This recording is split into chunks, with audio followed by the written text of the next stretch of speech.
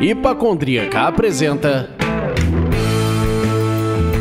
Surra de Lúpulo. Oi pessoal, bom dia, boa tarde, boa noite. Eu sou Ludmilla, mais conhecida no Instagram como Hipacondríaca. E no programa de hoje, meus amigos, eu tô com capeta no corpo. Tô sim. Por quê? Porque é o programa de aniversário do Surra de Lúpulo. Calma, não vai atolar nossa caixa de mensagem dando parabéns hoje não, tá? A data cravada é amanhã, mas hoje é o programa comemorativo. Então amanhã eu espero congratulações de todos vocês, homenagens com fotos minhas, do Leandro, com a logo do Surra, tá? Essa coisa bem cafona, bacana, que o Orkut trouxe pra gente, tá? Então eu aguardo sexta-feira, 29 de abril, muitas mensagens marcando o Surra de Lúpulo. E nesse programa, voltamos ao início e depois de 105 programas com convidados, hoje estaremos apenas eu e o menino, esse famigerado, Leanderson.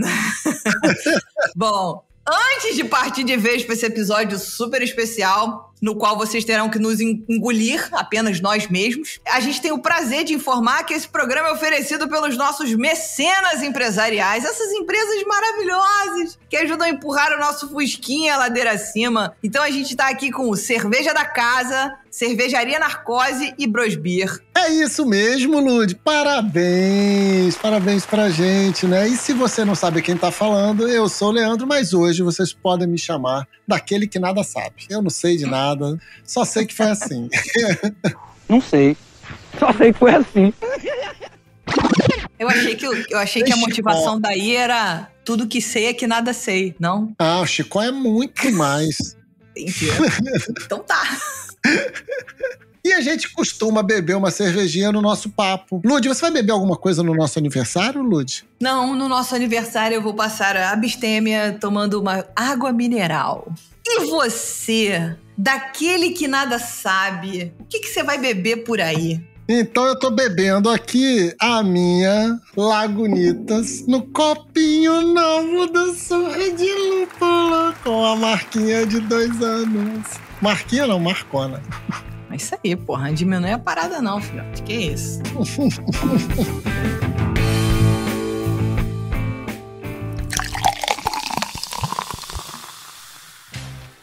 Bom, mas esse programa não vai começar sem a gente agradecer e enaltecer os nossos mecenas. Essas pessoas maravilhosas e lindas que nos ajudam a manter a independência criativa do Surra de Lúpulo. São eles Rodrigo Moraes, Léo Benz, Sérgio Barra, Suzane Sampaio, Gustavo Faria, Alex Rodrigues, Fábio Bossada e Débora Lene, que ganhou o neném bem no começo desse mês de abril maravilhoso. Bem-vinda, Julinha, que nasce em berço de malte e lúpulo.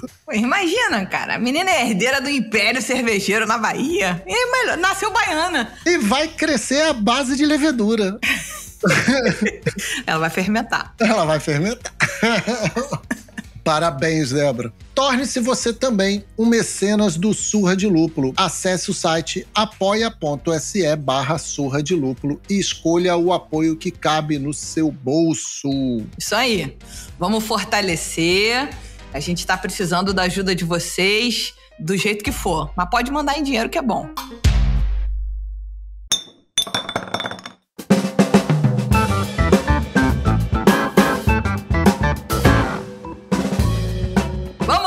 Vamos parar de enrolar o nosso ouvinte, que agora não tem convidado, a gente fica muito à vontade, né, Leandro? Aí não tem convidado, você tá aí de pijama, gravando e tal, não sei o quê. Bom, gente, a gente nesse programa aqui, a gente vai fazer um pupurri pra não cansar vocês. Então a gente vai fazer aqui um pouco uma retrospect pra falar de aprendizados que a gente teve nesses 2 anos de conversas, de podcast, de troca, seja com os ouvintes, seja com os convidados. Mas a gente também vai entregar o resultado do nosso prêmio Lúpulo de Ouro 2022, segundo ano do nosso prêmio, que ano passado chegou com tudo e esse ano não ficou atrás. Então, a gente vai aqui começar com os aprendizados e no finalzinho do programa a gente vai entregar o resultado do prêmio 1 a 1 com todas as novidades. Exato. Eu acho que valia a pena, Leandro, a gente começar para quem chegou há pouco tempo aqui no Surra de Lúpulo, contextualizar por que a gente criou o Prêmio Lúpulo de Ouro. Qual foi a nossa motivação? Já que a gente está falando de aprendizado, eu acho que a gente nem sabia direito na época por que a gente criou o Prêmio Lúpulo de Ouro. A gente criou porque a gente queria reconhecer quem faz o mercado, essas pessoas que trabalham no mercado e isso. Mas a gente não entendia direito o que era aquilo. Então, foi a primeira edição. Eu considero que tem sido um belíssimo aprendizado. Porque hoje está muito claro por que a gente faz o Lúpulo de Ouro todo ano e vamos continuar fazendo. A gente quer dar visibilidade para o mercado. Então a gente quer dar visibilidade para as cervejarias que estão determinando tendência. A gente quer dar visibilidade para as cervejarias que trabalham mais de forma inclusiva e buscam a diversidade no mercado. A gente quer dar visibilidade para quem produz conteúdo nesse mercado, que a gente sabe conteúdo. Na verdade, a gente sabe não, a gente aprendeu que conteúdo é uma maneira educacional muito grande nesse mercado, é um meio de educar um mercado muito grande. A gente falando de educação, a gente quer que as escolas sejam conhecidas e vistas. A gente quer que, de novo, as mídias, né, ali sejam conhecidas e onde a gente bebe, os brewpubs. Então, a gente quer que essas marcas e essas pessoas sejam reconhecidas e vistas. E aí eu te pergunto, a primeira edição foi exatamente assim ou foi um aprendizado? Eu acho que a primeira edição, ela foi um arremedo dessa vontade e, sem dúvida, foi um aprendizado, assim como essa edição desse ano também tem sido um aprendizado bastante grande. No ano passado, a gente tinha um pouco de receio natural e eu acho que até uma coisa de respeito de como é que a gente vai criar um prêmio, quem somos nós para inventarmos um prêmio e aí nomearmos indicados para ganhar uma premiação em categorias. Então a gente decidiu buscar um atalho, digamos assim, se a palavra for essa, que foi usar o Untappd, que é um aplicativo reconhecido no meio cervejeiro como um bom lugar para se catalogar e dar notas em cervejarias, em brewpubs, em rótulos cervejeiros. E aí a gente pegou e pensou em categorias das quais a gente pudesse tirar os indicados do Untappd. A gente falou, bom, a gente está tirando da gente a responsabilidade de indicar, nomear e, de repente, tomar muita porrada do tipo, quem são vocês para isso? Bom, fizemos isso no primeiro ano. Foi muito bacana, foi muito divertido, eram outras categorias. Tinham categorias não técnicas que também foram criadas por mim e pelo Leandro, que aí a gente nomeou, sim, os indicados, enfim, a gente tirou da nossa cabeça, do nosso vácuo, sei lá, da onde, do Instituto Data Meu Cu. E aí a gente foi e criou categorias não técnicas também, que a indicação era nossa, mas tinham indicações técnicas no Untappd. E aí a gente recebeu um feedback muito maravilhoso, falando, olha, se vocês todo ano usarem o Untappd, vocês vão ter sempre os mesmos indicados. Isso caiu, meus amigos, como uma bigorna em minha cabeça e na cabeça do Leandro, porque a gente não quer, a gente quer diversidade, a gente quer inclusão, a gente quer Brasil inteiro. E aí a gente ficou matutando, fermentando, envelhecendo essa informação nas nossas cabeças até o final do ano passado e o começo desse ano para poder produzir o prêmio desse ano. Aí eu queria, Leandro, que você agora contasse pra galera qual foi a contraposição que a gente fez para tentar resolver um pouco esse problema. De não ter sempre as mesmas figurinhas só. A gente observando o Untappd, a gente percebeu realmente que ele se move a passos de cágado. Então, a gente viu que realmente seriam as mesmas marcas. E aí, em cima desse desafio, fizemos essa reunião que a Lud falou no final do ano passado, de como é que a gente resolve essa pemba. E a gente começou a desenhar 10 mil formatos diferentes. E se fizer assim, e se fizer assado, e se não sei o quê, assim não é bom, assim não é justo, assim não representa, assim não traz todo mundo, vai ficar na panelinha, vai ficar só o Sudeste, vai ficar só o Sul, vai ficar não sei o quê. A gente não, então tá bom. Então a gente tem que pensar que nem cebola. Vamos fazer igual o Shrek, né? Tem que pensar em camadas. E a gente, como é que a gente preparou isso? A gente montou um corpo de jurados para poder trabalhar, produzir volume de indicações. Então a gente chamou pessoas diferentes e de regiões diferentes que a gente entendia que tem um bom volume de hora copy de conhecimento de mercado. Exato. Para poder trazer essa percepção de volume. Não sei quem está nos ouvindo que está familiarizado com processos de criação, mas existe um famoso processo de diamante, que você explode, tem ideia pra caramba para depois limpar e afinar esse processo. É meio que isso que a gente fez. A gente deu uma explosão, uma lista gigantesca, muito maior do que vocês viram, de indicações, onde cada jurado tinha que indicar para cada categoria pelo menos 2 nomes de cada região do Brasil. Exatamente. Isso foi olha, gente, isso deu um trabalho. Nossa, porque eu e Leandro fazendo essa programação, soma daqui, multiplica por ali. Falei, caraca, cara, cada cara vai ter que indicar, sei lá, 1 milhão de pessoas. Enfim, deu trabalho pra gente pensar nisso. Deu um trabalho danado pro jurado pensar nisso, porque a gente obrigava o jurado a sair da zona de conforto dele. Não é porque ele estava vindo indicado aqui, ó, eu sou da região sul, que ele só foi indicar cervejas da região sul. Não, a gente queria que ele fosse pesquisar, que ele fosse correr atrás, que ele fosse trazer informação diferente pra gente. E aí, em cima disso, eu posso falar aqui de cadeirinha, que já foi muito gostoso fazer, porque eu realmente pesquisei, realmente procurei, e aí eu descobri coisas que eu não fazia ideia, foi muito legal. Pra quem é curioso, isso mata uma sede. Mas para participar desse barco com a gente, nós pensamos em alguns nomes, né? Sim. Aonde estavam? Ajuda aí, Lud. Aonde estavam? Do Nordeste, a gente teve Priscila Pessoa, queridíssima, que nos ajudou a desenhar essa parte também. Ela que é gastrônoma, sommelier, juíza de concurso cervejeiro e ainda é presidente da Serva Bahia. Não é pouca merda não, filho. Sabe pra caceta. Além dela, segunda pessoa sensacional que tava com a gente, Charleston Agrícola, sommelier, tá junto com a galera da Academia da Cerveja, exatamente, participando disso, é um cara sensacional. E esse trabalho que a Academia da Cerveja tá fazendo também, incrível. Então ele também ajudou a gente. Ele aqui dando o braço sudeste pra gente. Você vai lembrar dos outros 2, Leandro? Você quer cola? No Centro-Oeste, a gente tava com o Paulão da Braçaria Brasília, que tá no mercado há muito tempo. Paulão Silva, grande amigo. Paulão Silva, que assim, produz conteúdo há bastante tempo. Acho que ele só não produz há mais tempo do que o Beercast. Exato. Tá aí há muito tempo produzindo conteúdo, mergulhado no mercado, e ele trouxe lá do Centro-Oeste, lá de Brasília, ele trouxe pra gente essa visão. Do Sul, pedimos ajuda pro nosso querido Henrique Boaventura. Henrique Boaventura, grande amigo, braçagem forte, juiz BJCP nível nacional do Pokémon do cacete A4. Apaixonado por malte. Jedi, sei lá que cacete. Ele veio trazer esse expertise do Sul. E aí vocês já vão perceber que a gente falou de 4 pessoas, 4 regiões e infelizmente ficamos... a palavra melhor que vem na minha cabeça é acéfalos na região norte, por um déficit nosso. A gente não conhecia alguém de fato para chamar. Mais uma das coisas que a gente precisa corrigir para o ano que vem. A meta ano que vem é ter 5 jurados, pelo menos. Eu tô aqui já pensando no ano que vem. Então, assim... Foi muito maravilhosa essa experiência. A gente pôde aprender um tanto. E para completar esse corpo de jurados, não poderia faltar 2 pessoas maravilhosas. Eu vou falar uma e o Leandro vai falar outra. Uma foi Leandro Bucol. Gente, esse homem maravilhoso, essa barba grisalha que está deixando... esse bigode que ele tenta enrolar igual do Rude não funciona. Assim não, Rude. Nós aqui da nossa parte, aproveitando toda essa experiência dos últimos 2 anos, a gente foi lá e... Leandro foi lá e escolheu as seleções dele. Leandro, qual foi a segunda pessoa que faltava aqui agora para falar? Aquela mosquinha que fica provocando, trazendo, vamos fazer mais, vamos fazer melhor, vamos fazer cada vez melhor.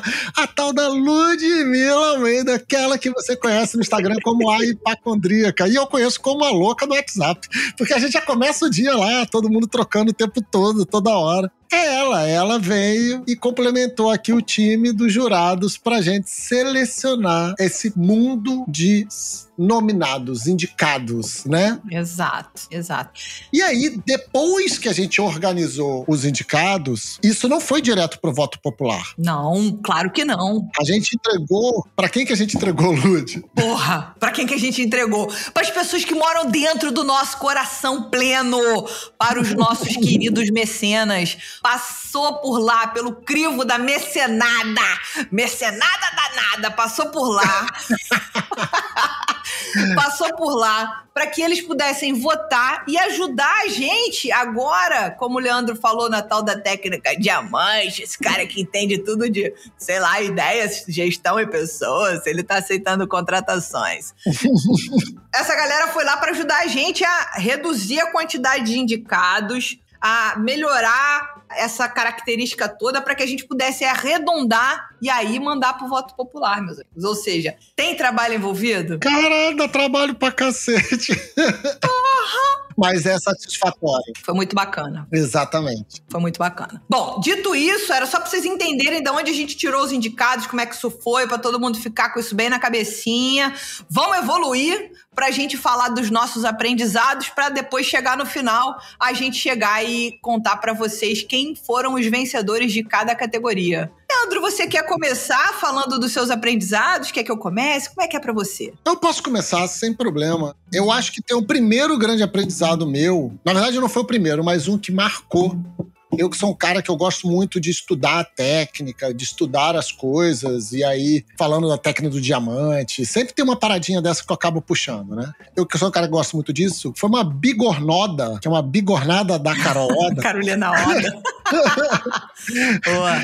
A bigornoda que eu recebi, que foi o não adianta, pro consumidor vale como bate na boca. Ou seja, quando a gente tá saboreando uma cerveja, a gente tem que se desapegar de todos esses conceitos de como ela foi feita, como que ela tem. A gente não precisa desapegar da história em torno dela se a gente tá curtindo a história, mas o foco é o curtir. Então, se o momento curtir é o curtir mesmo, é o beber, é aquilo ali, e tiver por volta ali a história da cerveja, tudo bem. Agora, a gente não precisa ficar caindo em armadilhas de pré-julgar ou pós-julgar uma cerveja baseada na descrição técnica dela. Porque a gente vai acabar falando mal de uma coisa que caiu bem na boca, mas porque na descrição técnica acusa algo que você não gosta, mas caiu bem na boca. Então, assim, primeiro sorva, primeiro saboreie, né? Aproveite. Isso me deu uma liberdade. Eu quero agradecer a Carol, porque, cara, isso me deu uma liberdade. Tipo assim, cara, na moral, eu só quero beber cerveja.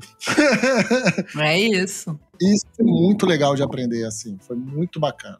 Bom, pra mim, uma das primeiras coisas e últimas coisas que estão muito frescas na minha cabeça tem a ver com beba local. Cara, beba local é um negócio que quando você pisa no meio cervejeiro artesanal, você ouve as pessoas falarem disso, você vê hashtags zanzando pra lá e pra cá, e aí você fala, cara, mas o beba local só começou a fazer sentido de verdade pra mim quando a gente começou a série Duetos Cervejeiros. A gente acabou de liberar o 5º episódio recentemente, e aí a gente começa a conhecer as cervejarias que estão se destacando e crescendo, mesmo com as dificuldades por conta da economia, e focando no local. Cara, aí faz todo sentido, né?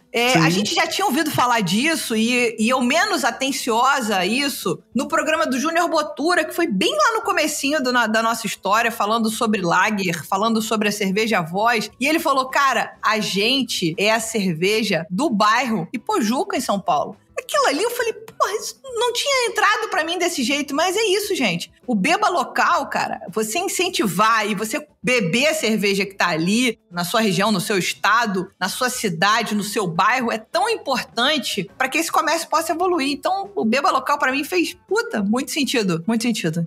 E é engraçado você falar isso, porque quando você tá falando isso, eu nem fui remetido ao programa do Júnior, eu fui remetido ao programa do Sekeli, que a gente fez com ele, sobre a Grajabi, que é um beba local pra caramba ali na Quebrada, focado ali pra atender o público da Quebrada e a galera que frequenta, que consome ali e tal. Então, assim, volta um pouco pra mim a questão do pensar global, agir local. Uhum. Sabe? Sim. Então a parada do... Cara, quer trabalhar esse mercado? Quer educar o público a beber mais do que American Lager? Primeiro age localmente. Faz todo sentido quando a gente conversa com a galera de Brasília, com a galera de Alagoas, com a galera da Bahia, de Belém, com a galera de Vitória, sabe? Assim, pra onde a gente for e a gente conversar, faz sentido isso. É muito impressionante como isso é legal. Com certeza. Bom, outra coisa que eu aprendi foi a abrir meu paladar e entender um pouco. Aí eu vou desconstruir o que eu falei primeiro, né? Falei primeiro do vale como bate na boca, mas é gostoso entender um pouquinho também, né? Desvendar desvendar um pouco, pelo menos pra mim que sou maluco. Quando eu comecei a aprender a construção dos paladares de sabores complementares, contrastes e afins, me abriu começar a apreciar charuto, que é uma coisa que eu não curtia, nunca tive, entenda isso da maneira que você quiser, mas eu nunca curti fumaça. Fumaça nunca foi uma via que me atraía. E charutos eu passei a curtir realmente quando eu percebi o contraste ou o complemento que ele recebia da cerveja ou que ele dava à cerveja. E é legal isso, porque é como se você estivesse assistindo o Sexto... vai tomar spoiler, hein? É como se você tivesse assistido o Sexto Sentido e percebido que a mulher tinha uma aliança no pescoço. Aí você, caralho, ele tá morto, sabe? Você começa a desvendar o porquê que você tá gostando daquilo. Quando você fala assim, caraca, olha só, eu tô gostando disso por causa disso, sacanas, me pegaram. Eu acho que a gente tem que respeitar o nosso paladar, como você falou de primeira, bateu na boca, gostou, funciona pra você, isso equivale. Exatamente. Mas ao mesmo tempo a gente tem que estar aberto a novas experiências que a gente antes achou que não fossem funcionar com a gente. Se a gente tá aberto, né? A gente vai provar um prato novo e vai descobrir que gosta daquilo também. Então, acho que é um pouco disso. E essa é a grande graça, né? E aí a gente vai dar um pulinho assim muito rapidamente, a gente sai de um mercado de cerveja popular, bebendo a mesma coisa, o mesmo gosto, muito gelada. Aí a gente começa a provar artesanal, começa a gostar. Já desapega do gelo, né? Desapega um bocado do gelo, começa a gostar. Aí o que acontece? A pessoa chega na New England e para ali, meus amigos. Vamos lembrar de Garrett Oliver? Vamos fazer mais um monopólio de estilo, não? A monocultura. Tá? Sem monocultura. Vamos fazer outro estilo, tá bom, gente? Tá? Abaixa New England. Vamos trabalhar a equidade dos estilos, né? Exato. Equidade, diversidade. Tira essa presença de 80% das New Englands aí. Vamos equilibrar essa balança, gente. Isso aí.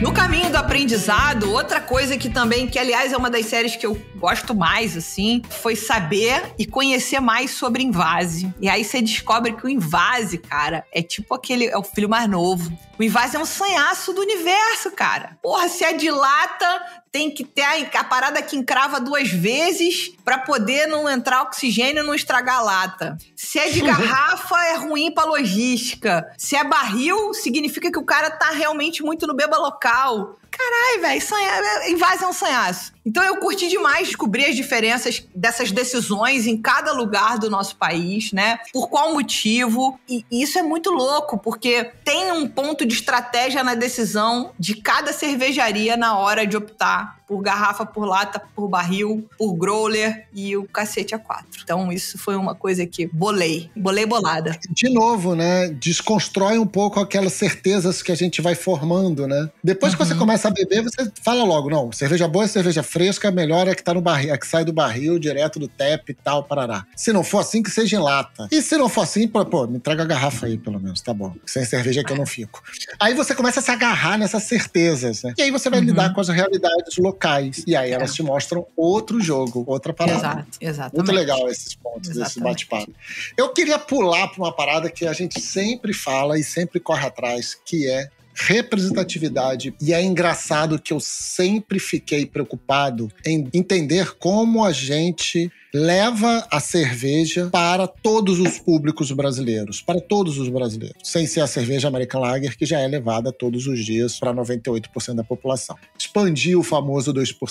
E aí o que eu ouvi nos nossos programas, o que eu aprendi, conversando com o pessoal do Torneira, conversando com a Débora, conversando com o pessoal da Dádiva, conversando com todos praticamente que trabalharam isso, com o Leandro Sekeli, com a Tainá Morena, com todo mundo ali, é que, às vezes, com a Madu acho que foi a primeira a falar isso com a gente, que entrar num lugar e não ver você neste lugar é muito duro e desestimula a continuidade naquele lugar. E quando você entra num lugar e não se vê. E aí eu comecei a perceber que existem cervejarias, existem bares, existem lugares que estão fazendo essa representatividade na contratação. Contratando, na maioria das vezes, mulheres, contratando pessoas trans, contratando, assim, todos os perfis brasileiros que nós temos. E isso já traz uma mudança de cenário. Isso é muito legal de ver. Essa representatividade acontecendo e sendo trabalhada de dentro para fora. Que aí vai ser inevitável. Se você ouvir o nosso programa com o pessoal do Torneira, você vai ver que é inevitável. Depois que você faz, o público que vai passar a frequentar, ou ele será educado, ou ele já estará lidando com essa, entre aspas, diferença de forma mais normal, de forma mais natural. O que é muito maneiro. Então foi muito legal ver isso e entender que existem dois caminhos para trabalhar a diversidade, né? A acessibilidade ao produto, que aí tem a ver com preço, e aí vou falar disso depois. Tem a ver com preço, tem a ver com distribuição, de chegar na quebrada, de chegar no local, de chegar barato, de chegar acessível para o brasileiro. E tem a ver também com quem fala sobre isso, quem trabalha com isso. É muito legal ver isso. Eu acho que a gente está numa jornada, né? O Surra nasceu bem no comecinho da pandemia, filho da pandemia, e a gente tomou muita pedrada. A gente, não enquanto podcast, não a Ludmila e o Leandro enquanto apresentadores de um podcast, a gente foi super bem recebido. Mas o mercado cervejeiro interessado na diversidade, interessado na derrubada da misoginia, do racismo, tomou muita pedrada no ano de 2020. Foi um ano muito duro. Foi um ano de questionar, poxa, será que o que a gente está fazendo é suficiente? Será que a gente tem mais alguma coisa para fazer? E tem muita coisa para fazer ainda? Então, eu acho que é importante que as iniciativas como a que o Leandro citou, do Torneira Bar, que teve com a gente aqui pouquíssimo tempo, como a iniciativa da Implicante, a da Graja Beer, a Pretas Cervejeiras e etc., são extremamente importantes, mas é tão importante quanto nós dois estarmos aqui falando sobre esse tema insistentemente, semanalmente, porque a gente quer entrar no ouvido e no coração de vocês, para que isso fique claro, que a gente só vai crescer se todo mundo estiver dentro do mercado. Não vai deixar de ser 2% enquanto a gente achar que a gente vai poder vender só para uma parcela da população. Então, a gente precisa colocar os nossos melhores esforços nisso. Nesse caminho, né, a gente entende que o nosso papel é ajudar os nossos ouvintes a se conectarem com cervejarias em todo o Brasil.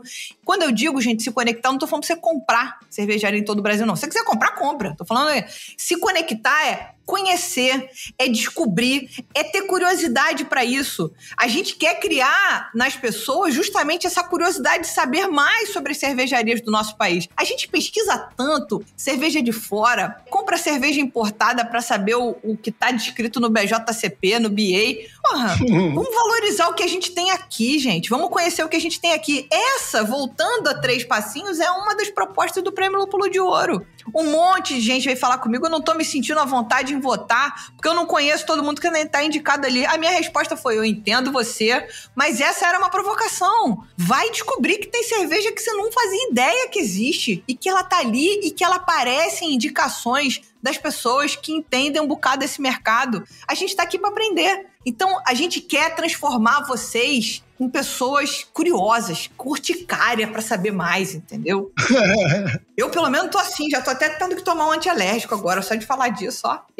Só 2 no mundo não basta, né? Exato, é pouco. Já que você falou dessa parte e tal, e também falou de quem tá no mercado, cara, foi muito legal fazer ali a pesquisa do retrato e ouvir um parecer técnico do Daniel Souza, né? Que é uma percepção que a gente tinha, mas o Daniel foi lá e cravou com um olhar técnico, um olhar de economista, falando que, ó, cara, esse mercado é muito novo. Esse mercado ainda tá na semente, ele tá germinando. Então, embora ele já tenha muita coisa, né? Parece que ele já tenha muita coisa, ele já tem grandes eventos, ele já tem cervejarias micro, nano, micro, pequena, médio, mais ou menos, peso pena e tudo, sabe assim, todos os tipos de categorização de cervejaria. Ele ainda tem muito trabalho a ser feito. E o que eu acho mais legal, e a gente percebeu isso durante os programas, é que esse trabalho a ser feito não precisa ser produzindo a cerveja. Ele pode ser no serviço, em eventos, treinamento, educação, recrutamento e seleção, né? A gente fez um programa inteiro sobre isso. Então, assim, é um mercado tão novo que praticamente quase toda a cadeia de produção dele tem espaço para se trabalhar. Sim. Você pega a história do lúpulo do Brasil, ainda tá muito novo, ainda tem muita gente trabalhando nele, tem gente começando a cultivar, tem gente começando a produzir agora. Então, assim, desde o iniciozinho da cadeia produtiva já tem vaga pro começo, pro segundo passo, terceiro, quarto, quinto, até o 18º, até quando chega no copo tem vaga para trabalhar nesse mercado. Sim. Tem necessidade.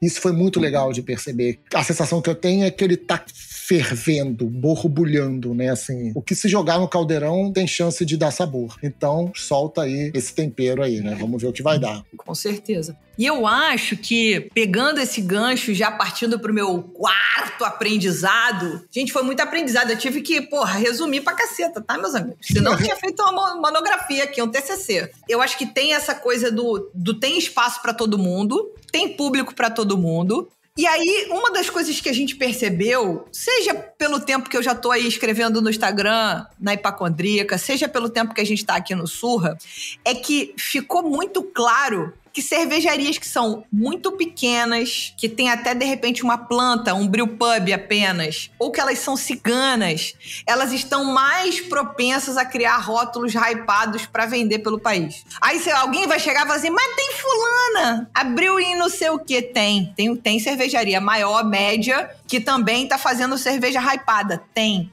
Mas, cara, vamos citar aqui a Dude. Por que o cara pode fazer cerveja hypada do jeito que ele faz? Ele faz lotes especialíssimos e micro lotes, que é pra, cara, botou, vendeu. Ele não tem nem vontade de ficar repetindo receita. A gente perguntou isso pro Josemar. Não, mas e aí quando ele repete receita? Eu acho que eu nem sei qual é a receita, eu não repito.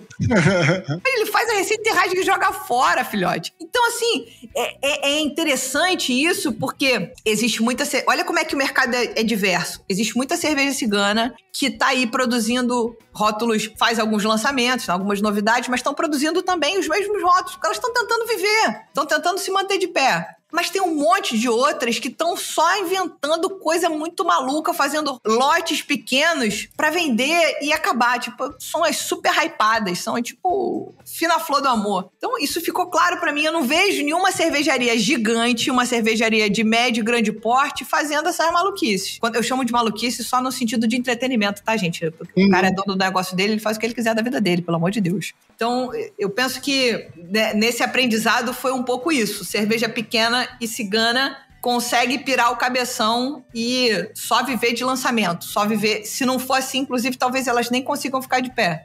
Aí falando de lançamento, não era nem um aprendizado que eu tinha anotado aqui, mas eu acho que uma coisa que da teoria do marketing ficou clara para mim na prática, ouvindo o depoimento dos nossos entrevistados, que sim, lançar ativa uma provocação de consumo. A novidade estimula o consumo. A publicidade lá nos anos 50 e 60 descobriu que se tacassem o selo novo numa propaganda, aumentava a venda. E isso vem se repetindo até hoje. Mas, ao mesmo tempo, manter, e aí tem muito a ver com o que a Lud falou, manter uma empresa inteira voltada para a novidade é um desafio gigantesco. Por que as ciganas ou então as nanos têm facilidade de fazer isso? Porque caso dê errado, o desperdício é pequeno, gente. O prejuízo é pequeno. Deu ruim, o que joga fora é pouco. Não são 50 mil litros, né? É uma tiragem menor. Mas isso eu nem tinha notado aqui, mas vamos lá. E aí, tem uma coisa agora que foi batendo em mim, que é cultura cervejeira, a tal da escola brasileira. Eu tenho um relacionamento abusivo com as escolas. Complicado. Abusivo não. Complicado. São mixed feelings. Porque assim, às vezes eu adoro e às vezes eu falo, pra quê, gente? Não precisa disso, não. Mas aí eu adoro. Aí eu falo, pra quê? Não precisa disso, não. E eu adoro. E aí fica confuso. Mas no final das contas, eu fico torcendo pela escola brasileira. E aí, depois de falar tanto com a galera sobre isso, o que caiu pra mim é nenhuma escola. A gente fez uma série inteira e estamos fazendo uma série inteira sobre escolas. Agora a gente tá na fase do aprofundamento, que fica ainda mais saboroso. Sobre as escolas mundiais, né? Nenhuma escola veio da fábrica. Todas elas, o que eu entendi. Se eu entendi errado, depois me taquem as pedras, tá? todas elas vieram das interpretações que as fábricas tiveram das ruas e as possibilidades que tinham ali. Quando você conversa, entende como nasceram os Biergarten, como nasceu o consumo na Bélgica, como é regionalizado o consumo, todo o movimento da Cask Beer, e por aí vai, você entende que isso é uma resposta à necessidade e à voz das ruas. Então, não é a fábrica que moda a cultura, é a cultura que moda a produção. É muito inverso. Nossa, tá muito profundo. Ele tá profundo igual a piscina de criança, gente. Profundo igual a piscina de criança. Na profundidade. Eu podia te zoar que tá perigoso pra você, que você pode se afogar, mas aí é sacanagem. Fala, zoar. Ué, mas a gente já falou largamente aqui que o meu apelido na infância era Mentirinha, pô. Zoar mentirinha. Sacanagem.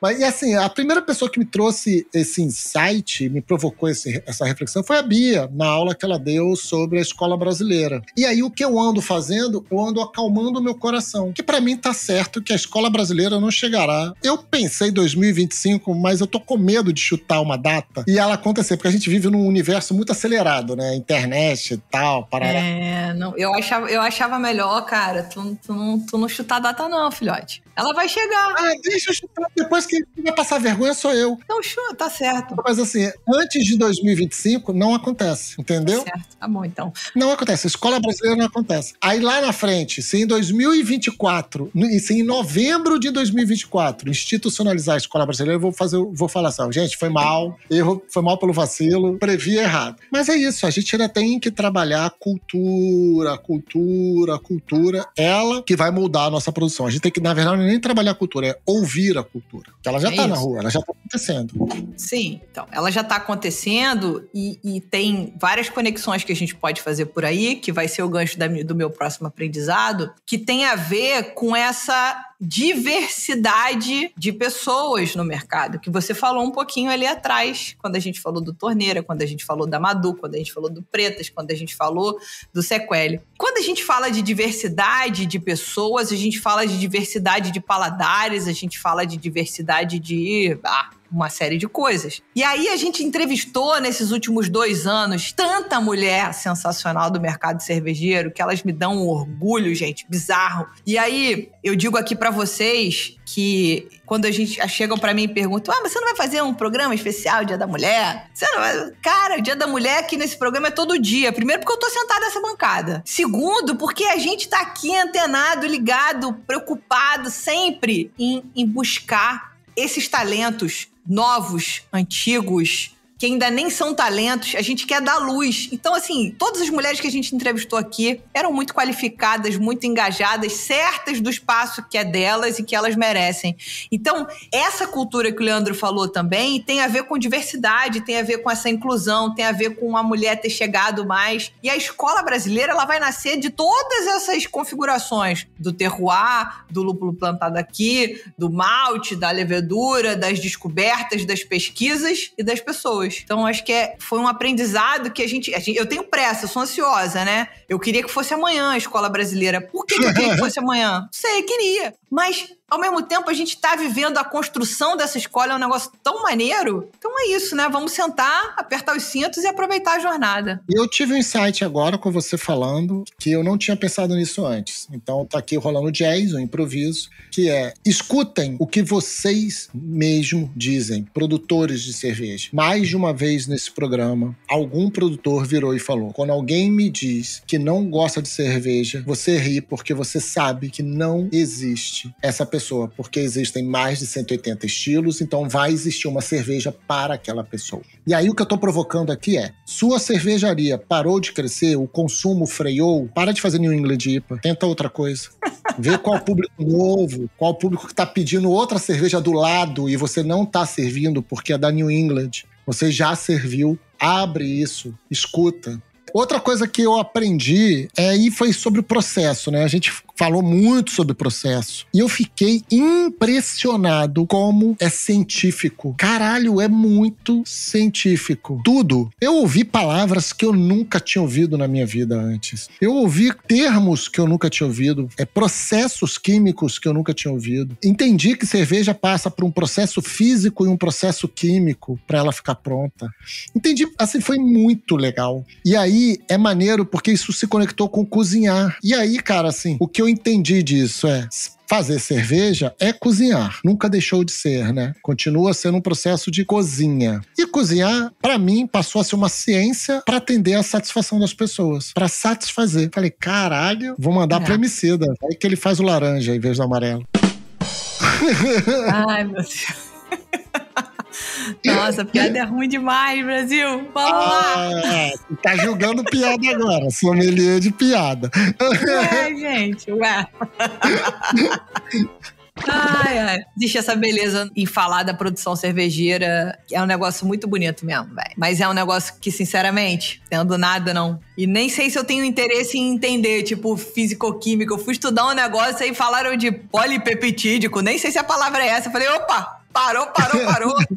Você não sabia se estava estudando. Porra, se eu soubesse essa palavra na infância, era só essa que tinha no meu porca. Que era na infância, a única palavra que eu gostava de fazer era inconstitucionalissimamente, que é uma coisa burra, né? A criança que bota esse monte e fala assim, porra, inconstitucionalissimamente. E paralelepípedo. Mas enfim. Uma coisa que eu aprendi no Surra de Lúpulo, que eu fiquei muito feliz em aprender, que foi uma outra bigornada bizarra que a gente tomou, bem recente até, mais ou menos no episódio 36, se não me engano, com o Paulo Jordão, lá de Tocantins. E a gente já falou com a Cervejaria do Norte, meus amigos. A gente sempre teve antenado nisso. É possível produzir lúpulo no Brasil. Tá faltando uma palavrinha no que eu ia falar aqui, porque a gente só teve a certeza para falar dessa palavrinha que eu vou falar aqui, mesmo depois desse papo com o Paulo Jordão lá, que tava plantando já em Tocantins, foi falar com a Tereza agora, a mulher por trás da liberação do plantio do lúpulo no nosso país, que é possível produzir lúpulo no Brasil inteiro. Essa era a palavra que estava faltando. Então a gente precisa tirar esse mito que no Brasil não dá lúpulo, que não tem, sei lá, é quente, não tem luz suficiente em algumas regiões, que isso, que aquilo, que... Filhotes, acabou, caiu por terra.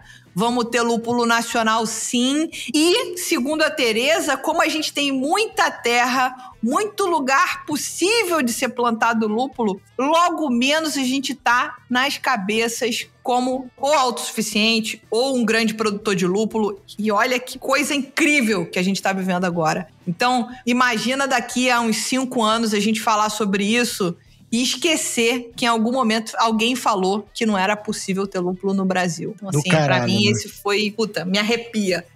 Tô toda arrepiada. Se mira. Caraca. Você falou das minhas referências, você trouxe... Caraca. Roque Santeiro, esse mesmo? Roque Santeiro. Oh, meu Deus. Roque Santeiro. Muito bom. Cara, e o lúpulo, ele tá extremamente conectado a acessibilidade do nosso produto, porque no nosso processo, a gente fala muito do preço da cerveja, mas como foi impressionante começar a entender que a precificação da cerveja no Brasil, ela é cheia de camadas, cheia de coisas que são colocadas em cima e muitas delas taxadas em dólar. Então a gente paga em dólar, coisa que a gente podia estar produzindo aqui e pagando em real. E aí, com o tempo, assim espero, e aqui no meu otimismo poliânico, eu espero realmente que com o tempo a acessibilidade a essas matérias-primas e a um reconhecimento do produto que a gente faz aqui, isso ajude até mesmo a reduzir os preços. Eu entendo, fazendo aqui uma relação da Tereza, que comentou da produção e que vem trabalhando muito em cima disso, junto com outras pessoas e tal. Eu entendo que é um processo que a gente vai alcançar. E aí, parafraseando o Benegão, né, o processo é lento. Não adianta ter pressa. Começar a ter cultivo de lúpulo no Brasil a ponto de ser autossuficiente é um processo lento. É um processo tão lento quanto subir 2% de consumidores para 3%. É meio que paralelo, os processos vão andando junto. Até porque cada vez mais que a cerveja for barateada, é mais fácil de ter novas pessoas consumindo. E aí eu lembro do papo que a gente teve lá com Padilha, que ele falou, a tendência futura é cerveja acessível, é cerveja barata. A tendência do próximo ano ou dos próximos anos. Pegando esse ganchinho aí rapidinho, pensando que, novamente citando os duetos cervejeiros, a maioria das cervejarias que falaram conosco tem uma produção aproximada entre 50% e 60% de cervejas de entrada, de Pilsen ou similares. Ou seja, nenhuma cervejaria consegue chegar produzindo, voltamos àquela questão, a cerveja pequena pode virar o cabeção. Uma cervejaria média, a partir da média, ela precisa pensar em como é que ela faz para converter pessoas, né? E converter pessoas é trazendo gente que bebe popular e que quer aprender a beber outras coisas. Para isso tem que fazer cerveja de entrada também. Bom, nesse caminho eu queria falar 2 aprendizados curtos que a gente nem precisa comentar, mas um que é muito importante é: não existe convidado impossível, meus amigos. É preciso ter apenas cara de pau e isso vem com sobra, tá? Então vocês podem ficar tranquilos que a gente não vai parar no Garrett Oliver, apesar do sarrafo estar lá em cima, entendeu? Eu mandei uma mensagem aqui no Instagram do Papa Francisco. Mas não sei se ele vai responder. Fazer um programa só de Quilmes. Eu queria que vocês tivessem certeza de que a gente não vai parar por aqui. O céu é o limite. Eu não falo inglês, ok? Meu inglês é uma porcaria, mas o Google Tradutor tá aí para ajudar a gente a trazer gente diferente para falar com você. E o segundo, que eu acho que é super breve, pra gente ir caminhando já para falar do resultado do nosso prêmio, que a gente tá enrolando vocês pra caramba, a gente precisa e vai falar mais sobre consumo consciente e alcoolismo. Não é porque eu tô aqui bebendo cerveja e falando brincadeira com vocês e com o Leandro e com o mercado inteiro que a gente acha que esse assunto é pouco relevante. Isso é muito sério e a gente precisa tratar disso nos ambientes com pessoas que a gente confia. Eu confio em vocês, eu tenho certeza que vocês confiam na gente, então podem esperar mais conteúdos sobre consumo consciente e alcoolismo. Exatamente. Isso aí. Porra, aprendemos pra caralho, hein, Lud? Né? E olha que a gente nem anotou tudo e já deu um tempo pra cacete de programa.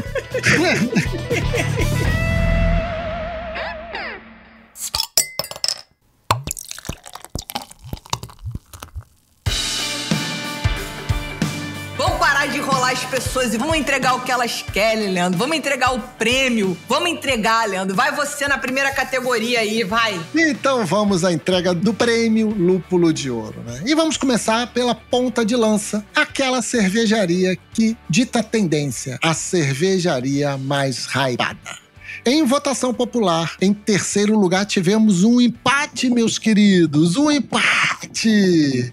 Coisa Linda do Sul, do nosso queridíssimo Diego, e Everbrew empataram em terceiro lugar. Em segundo lugar, ficou Spartacus Brewing. E em primeiro lugar, 5 Elementos do Nordeste. Exatamente. Coisa linda. Importante dizer 2 coisas. Você tem, Leandro, fácil à mão a quantidade total de votantes? Foram 1.531 famigerados? 1.520. 1.520 pessoas votaram na nossa brincadeira. Isso tudo significa que, porra, a gente teve uma quantidade de votantes expressiva para poder eleger essas pessoas. Então, coisa linda, não a coisa linda, mas coisa linda ver a 5 Elementos do Nordeste como cervejaria mais hypada e, porra, briga de foice no segundo e terceiro lugares, hein? Briga de foice. Briga de foice. Então vai para a segunda categoria. Vou com a categoria muito linda, é uma categoria muito bacana, é uma categoria que a gente gosta, que é o biscoito. É a categoria Melhor Podcast.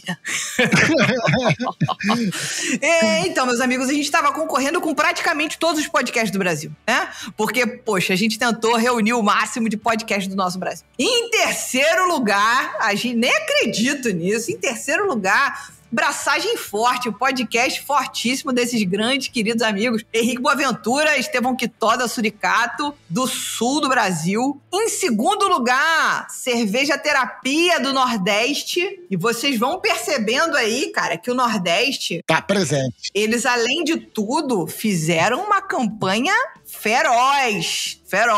Em primeiro lugar, gente, como não poderia deixar de ser essa alegria, coisa maravilhosa de mãe, pai? Surra de amigos do Sudeste. Oh, meu Deus do céu. Nós somos bicampeões. Leandro, a gente é bicampeão do nosso próprio prêmio. Isso diz muito sobre nós. Exatamente. Eu disse que a gente é o Silvio Santos entregando o troféu à imprensa.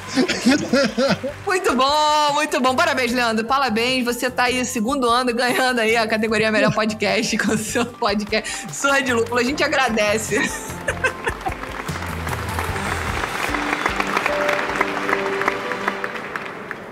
Eu quero agradecer a Ludmila por estar aqui comigo esses 2 anos fazendo isso. Eu quero agradecer a minha mãe, eu quero agradecer a minha esposa, eu quero agradecer a meus filhos, eu quero agradecer a esposa da Ludmila, eu quero agradecer aos Mecenas S.A. e a todo mundo dessa produção, todo mundo que nos escuta. A Naná, ao Rubens, eu quero agradecer a todo mundo. Muito obrigado, gente. É isso aí. Muito bom, muito bom. É isso, meus amigos. Bicampeões! Bicampeões, quem diria? O Silvio Santos entregando o troféu à imprensa. Entrega com a mão esquerda para receber com a mão direita. Isso aí, isso aí. E agora vamos para a categoria bela, linda, que são as cervejarias mais inclusivas do mercado. Em terceiro lugar, ficamos com a Proa do Nordeste, que a gente já citou hoje, da Débora, mamãe Débora, né? Ficou em terceiro lugar. Em segundo lugar, ficou Implicantes do Sul. Quem não sabe qual é a primeira cervejaria fundada por negros do Brasil? Implicantes, pronto. E em terceiro lugar ficou a Dádiva do Sudeste, que faz aquelas cervejas que você sabe muito bem quais são, que são marcadas na época do dia, no mês das mulheres, né? No mês do Dia Internacional das Mulheres, com lançamentos deles. São elas. Então, a Dádiva, pra gente não reduzir, né? A Dádiva não é só por isso, né? Não, a fundadora mas Luísa Tolosa. Exatamente. Preocupação da inclusão das mulheres na produção cervejeira, né? Equidade de gênero na contratação. Enfim, todas as indicadas representavam muito bem a categoria inclusiva e, inclusive, vou trazer aqui alguns comentários que eu recebi do tipo, o que é uma cervejaria inclusiva? Então eu ajudei a educar muitas pessoas, tá? Que vieram com essa dúvida pra mim. Podem vir com todo tipo de dúvida. Aquilo que a gente não souber, a gente pergunta. E aquilo que a gente souber, a gente bate no peito e responde pra galera. Tô aqui pra isso também. Bom, para a próxima categoria, nós vamos falar de educação, meus amigos. Nós vamos falar de aprendizado, nós vamos falar de conhecimento, porque só a informação expulsa a ignorância das pessoas. Então, a gente tem aqui na melhor escola cervejeira do Brasil. A gente tinha escolas de renome mundial. Renome mundial. Em terceiro lugar, foi uma briga de foice, tá? Tá todo mundo ali meio embolado, parece corrida de Fórmula 1, perdendo por 1 segundo. Largada da Fórmula 1. Largada da Fórmula 1 ali, porra, foi o quê? Quanto foi a diferença? Foi uma unha cortada do mindinho do pé da pessoa.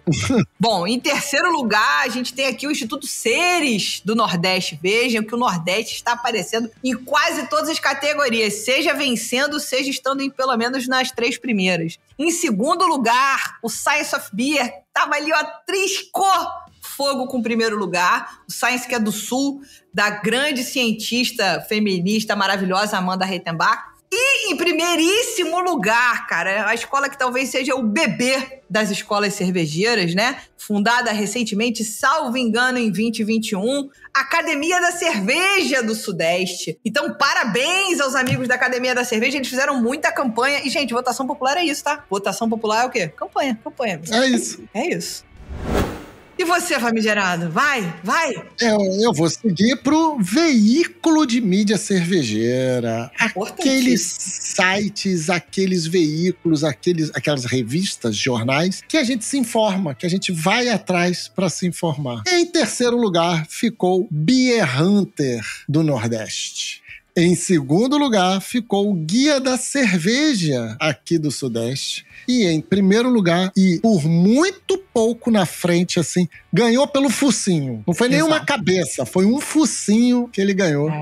Foi a Revista da Cerveja lá do Sul. Exatamente. Que fica de aprendizado novamente façam a sua votação, a divulgação, né? Campanha, meus amigos, campanha. Outra categoria que a gente adora, eu particularmente adoro, porque essa categoria é como se fosse a releitura do Boteco, meus amigos, né? Então a gente foi buscar saber qual é o melhor brewpub do Brasil. Também só tinha gente poderosa, só tinha gente sensacional, incrível. Que maneiro. Porra, a categoria pesada, eu achei até que ela fosse cair.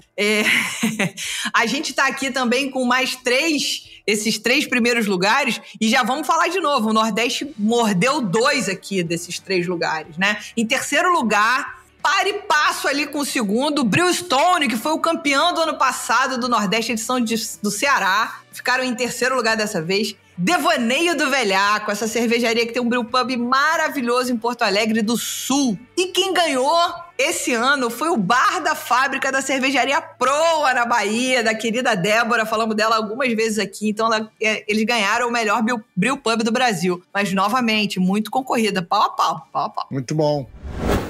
E agora vamos a outro biscoitinho, mas não é pra gente. É pra aquelas pessoas que a gente convida. É pra aquelas pessoas que vêm trazer conhecimento. Porque, como já diria o sábio Bilu, apenas busque conhecimento. Puta que pariu. A melhor participação no Surra de Lúpulo vai para, em terceiro lugar, Marta Rocha. A Marta, que já participou aqui com a gente para falar sobre lúpulo. Lúpulo. Exatamente. Muito legal. Garrett Oliver, eu fiquei surpreso dele ficar em segundo lugar, porque em primeiro lugar está Fernando Nóbrega, que participou com a gente lá no programa 83. Ele levou o prêmio da melhor participação. Então, e o Fernando é do Nordeste. Olha o Nordeste aí, meus amigos. Olha o Nordeste mesmo. Exatamente. O Fernando Nóbrega, que é da cervejaria RAF. Então, parabéns, Fernando. O público gostou da sua participação. Isso aí, muito bom. Bom, nós vamos agora, eu acho que para os 2 prêmios mais concorridos da noite, assim, essa fina flor do amor, essa coisa maravilhosa, a melhor cervejaria do Brasil, meus amigos. Isso é pouca coisa? Não, é um pinico cheio. Em terceiro lugar, essa cervejaria que eu faço propaganda para ela sem querer, às vezes até, coisa linda do Sul, do meu grande amigo Diego. Em segundo lugar, uma outra queridíssima de muita gente, e com certeza de mim, Zalais, a cervejaria rural queridíssima do Brasil, é do Sudeste, a Zalais. Em primeiríssimo lugar, novamente, um ganhador do Nordeste, meus amigos. Eles souberam fazer campanha e cerveja boa. Hop Mundi, do querido Ciro Neto. Muito legal. Que já esteve aqui com a gente também. Então, parabéns para a Hop Mundi, muito merecida essa primeira colocação.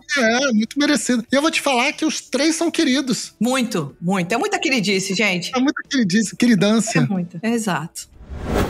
Eu vou seguir aqui na queridância para a última categoria da noite. Ah, essa categoria é coisa linda de mãe, né, pai? Oxi. Aquelas pessoas que representam o mercado, que ativam o mercado, que fazem o mercado acontecer, que são referência para os outros, são as personalidades cervejeiras. Quem foram as 3 mais reconhecidas pelo público, mais votadas pelo público? Em terceiro lugar, o sem prestígio algum, Estevão Quitó, do Braçagem Forte. Pois é. Maior beer sommelier do Sul.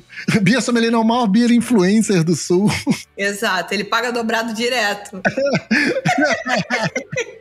Em segundo lugar, a nossa jurada querida, que a gente já citou no programa, do Nordeste, Priscila Pessoa. Essa mulher faz um trabalho tão maneiro que eu acho que, cara, merecia, sim, estar aqui no top 3. Isso aí. E em primeiríssimo lugar, meu Deus, surpreendendo 0 pessoas no Brasil. Um total de 0 pessoas. Bia Amorim! Exatamente. A fada madrinha do Surra, a maior participante de podcasts, de lives, de tudo. A pessoa respira e vive com este mercado. Cara, se ela não estivesse em primeiro lugar, tinha alguma coisa errada acontecendo. Exatamente. Quando a gente fala de Deus, tem onipresente, onisciente, tem um terceiro, não tem? Onipresente, onisciente, não lembro agora. Eu ia falar que a Bia tá tipo assim. Onipotente, onipresente, onisciente. É a Bia Amorim, meus amigos. Ela tá tipo deusa do mercado cervejeiro. Muito bem, parabéns, Bia. Muito feliz em entregar esse prêmio pra você aqui no Surra de Lúpulo. Parabéns. É isso, meus amigos. A gente tentou trazer aqui pra vocês essa grande brincadeira que, na verdade, quer homenagear o mercado cervejeiro, quer homenagear as pessoas que trabalham no mercado e que precisam desse carinho de vez em quando, né? Então a gente tá aqui pra fazer carinho também. É ou não é, Leandro? Exatamente. E é isso. É reconhecer o trabalho de vocês, homenagear o trabalho de vocês, dar a luz ao trabalho de vocês, ou seja, aquele ouvinte nosso que ainda não tinha ouvido falar, sei lá, de alguma marca que a gente citou, passou a conhecer. E aí, pra mim, isso é missão cumprida. É, trabalho feito. Exatamente. Trabalho feito. Bom, pra gente ir caminhando totalmente para o final deste programa, vamos aumentar a podosfera do Surra de Lúpulo, gente. Presente de aniversário de 2 anos. Basta enviar o link desse episódio para um amigo que gosta de cerveja artesanal ou compartilhar nas suas redes sociais marcando a gente. Custa um total de R$0. Nos ouçam no Spotify, Google Podcast, Apple Podcast, Deezer e outras plataformas de streaming. Gosta do conteúdo que a gente produz? Faça um review nosso na plataforma preferida. Isso ajuda muito na distribuição dos nossos conteúdos. Então, meus amigos, muito obrigada e até semana que vem. Até semana que vem, gente. Muito obrigado e valeu!